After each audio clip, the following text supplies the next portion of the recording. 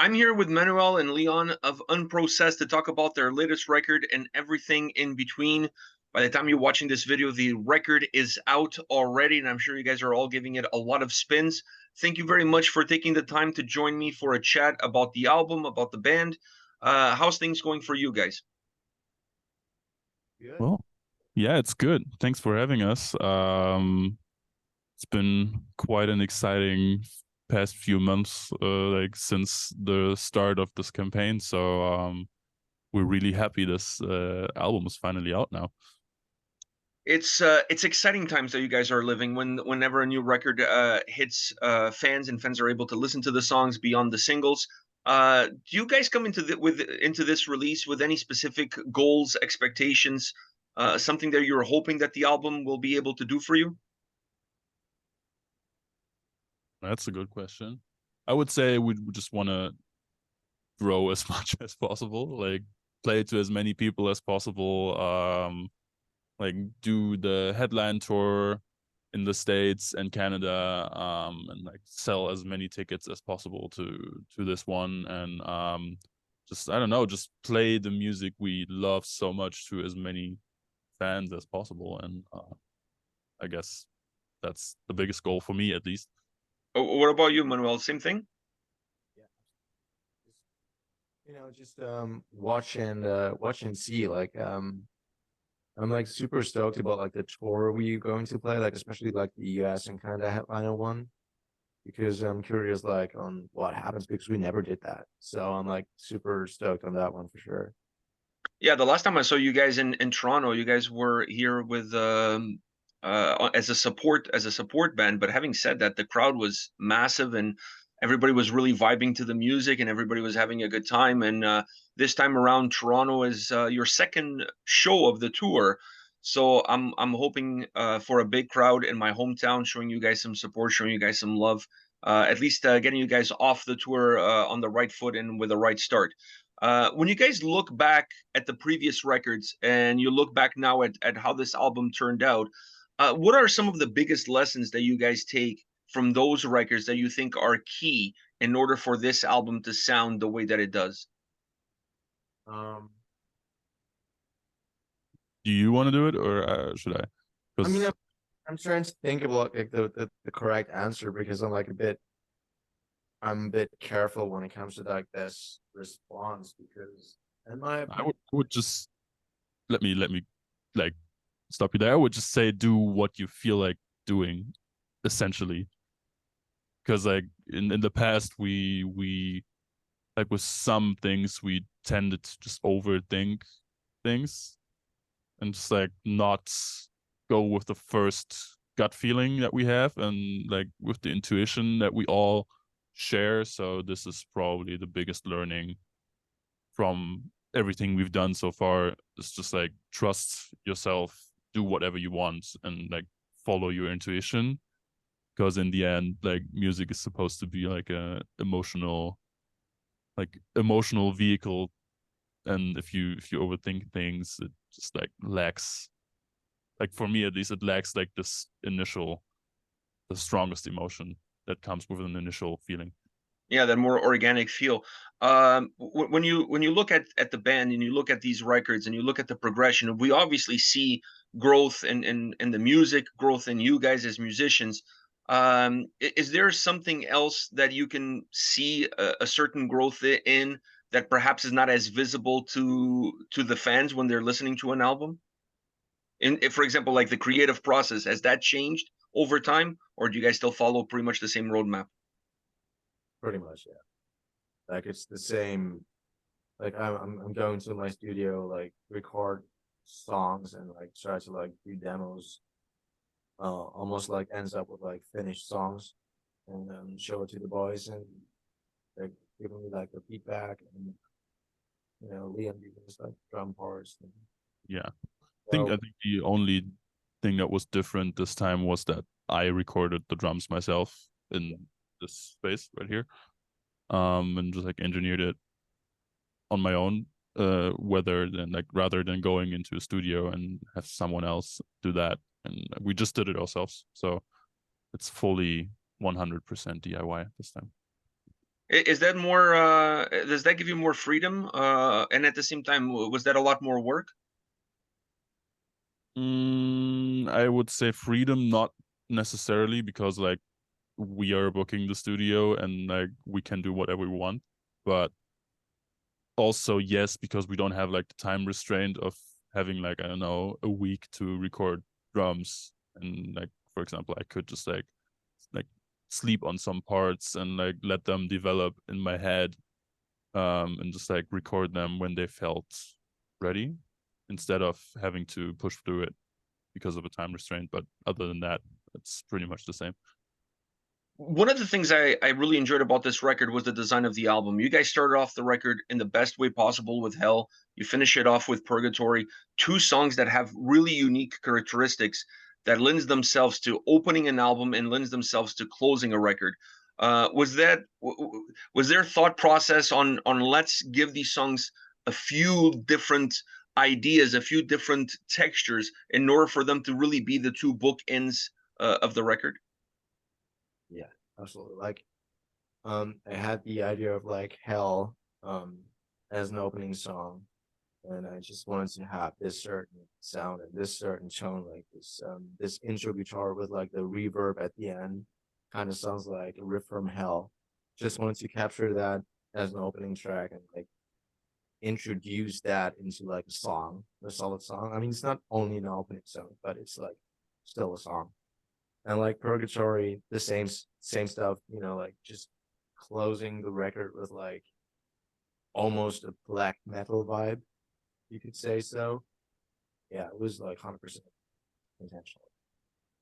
Is that an element, having the album have the right design, the right structure, those right bookends? Is that an element that allows the record to feel a little bit more mature than perhaps some of the previous albums? Do you get that vibe from when you go from first to start, from I mean from first to last? Yeah, 100%. I mean, we know that like listening to full albums is probably not like the most common way of consuming music anymore. But I feel like especially the prog audience is really keen on that still. And I actually think like, I think you were one of the people that said it about our previous record, Gold, that it was like hard to listen to it like in full, like front to Hmm. back. And like when we watched that review, we totally agreed with you actually. So because I don't know, it's just, I don't know, it's something that's like more of a collection of songs rather than like a comprehensive body of work. So with this album, we like, I don't know, we just went with the flow and tried to make it like not so different from a sound aspect, like between songs. So Yeah, it's almost like both albums. It's not about the quality of the songs. It's not about the quality of the material, but it's almost like the two albums hit two different target audiences, right? Like if you're more of a Spotify singles, like I just want to listen to a song here and there, you have one specific design that really works well for that. And this record, you still get that quality because if you're listening to the songs individually, I mean, the songs are good. It doesn't matter if you're listening to one or five in a row or whatever. But this album, for the fans that like to sit down and really enjoy a record from start to finish, it really doesn't allow the listener to stop and walk away. You always like there's a cliffhanger all the time that you kind of just want to see where's the next song going to take me? Where's the next song going to give me? oh, I would say job done then. Thank you. A lot of people, whenever you post a review, and I posted my review for this record, people always contact me and either in comments or private messages, and not just for you guys, but for any band. And it's one of the questions I get the most is it heavy? Like you know how metal fans are, so that everybody always wants to know if it's heavy. I feel like this is the heaviest record you guys ever released. Is that the same feeling you guys are getting that this is the heaviest album that Unprocessed has released? Yeah, I mean, I spoiled it that way. Like I tweeted something, and said like unprocessed is. I think I said unprocessed four, but because I never count the In Concretion one as the first record, but I said that, and I still stick to it in a way because, I mean, Covenant maybe like on the surface was like a bit more heavy, like musical wise, but that like and everything in between is You know, like for example, if you listen to songs like Purgatory, like, or even I Wish I Wasn't, like those songs are like really heavy in a different way because they hit you like really emotionally heavy.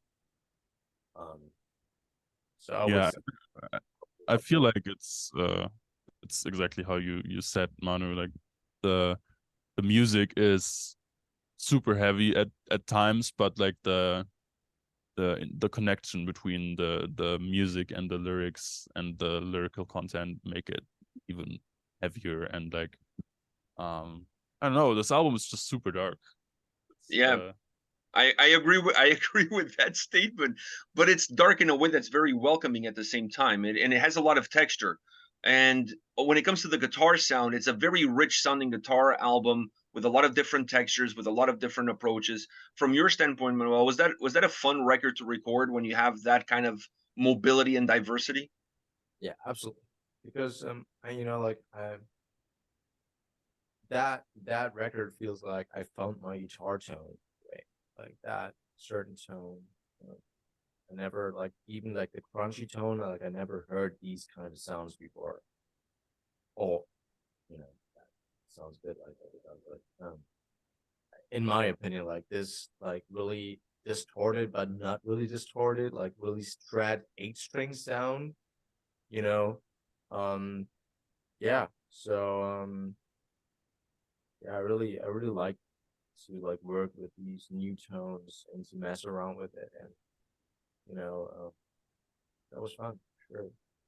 And for you, Leon, when it comes to the drums, where do you want the drum sound to be, specifically when it comes to the mixing, in order for the record to have that unprocessed sound, to have that the right DNA? I mean, first of all, I would say I wanted to serve the song while still maintaining like a little bit of flashiness here and there, because like obviously I'm playing with some of the best players in the fucking world, and I need to have this element in my playing able in order to be able to like shine through. But that's not necessarily like a concern from a sound perspective. And with this album, we just wanted it to slap as hard as possible without like sounding over processed or sampled or whatever. And like the sound is super dry, I would say. Like it's not, there's not a ton of reverb or whatever. If any of that, there's like a ton of room on the snare to really push it through, but it's not in the sense of like huge reverb tails and like really polished polished aesthetic of the sound. And like I don't know, in order to fit into the whole sound scheme, the drums needed to be that, because like the guitar sound is super raw, the bass is super raw, and it's just like I don't know, this raw aggression kind of idea is basically what led the mixing of the drums, which Manu did fantastically, I have to say. And it was a process for sure. Um, but yeah, raw aggression is basically the perfect word to describe it. And you guys used two words that I think are really key. One was, you said that the album is dark, and you said that the album is very emotional. There's an emotional baggage that adds to the overall heaviness. Normally, when you have an album like that, it asks a lot more of the singer, because you're a little bit more vulnerable in terms of how you're expressing yourself in order to get that emotional aspect of the album to come through. Did this record pose any challenges for you from that standpoint, where you want to deliver that raw emotion, but at the same time you still maybe want to be a little bit controlled? Mm, yeah, I think the perfect sample is like lore, um, like this ending breakdown scream. Like if you listen to it like in a raw version, like only the vocals, it's hilarious. Like it sounds so funny. But like with the music itself, it's just like super aggressive, and that was like the balance. You know, like I wanted to sing so much emotion in that mic, but on the other side, I didn't want to sound like goofy. So yeah, that was like, I tried things out like, really heavily. Like it was a lot of trying, failing, doing again. Yeah, go ahead.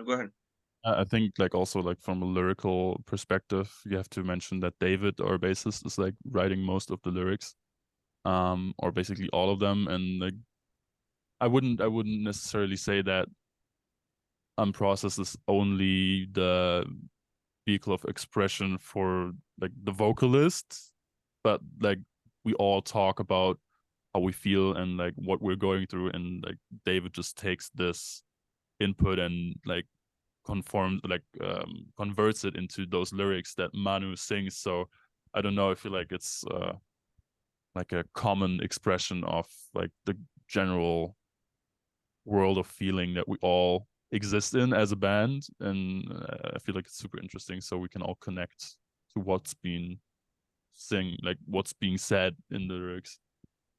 Does he have the right touch in order to bring in your feelings into his own lyrics, and then therefore allowing the lyrics to be a little bit more spreading out a little bit more? It's not just his lyrics, it's everybody's lyrics. You find that that's a very specific set of skills that he has, because that's not an easy thing to do. Sure, absolutely, 100%. Yeah, I don't know. I think it just speaks to how closely, like how close we all are as friends. I think that's really beautiful. And you guys mentioned the North American tour. How much the live experience and touring and playing shows has helped you guys define what do you want when it comes to being in the studio and recording a new record? Is there a correlation between the two? Mm, not really, actually. I mean, when it comes to like, I mean, okay, so we had like one epiphany on stage when it comes to like heavy music, because we tried to play some gold songs live and they were like so boring.